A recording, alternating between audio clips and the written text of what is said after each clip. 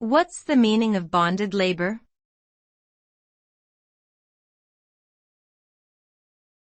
Bonded labor.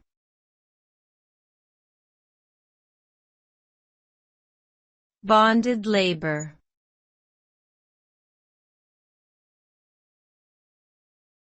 Bonded labor.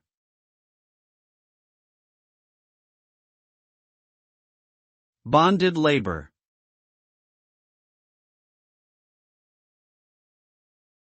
Bonded labor refers to the practice of using a person's debt as a means of enforcing their labor.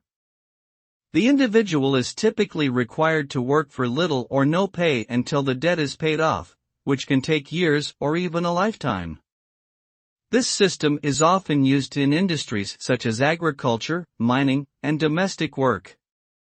The result is that the person becomes trapped in a cycle of debt and forced labor, which can have serious consequences for their physical and mental health, as well as their ability to earn an income or access education.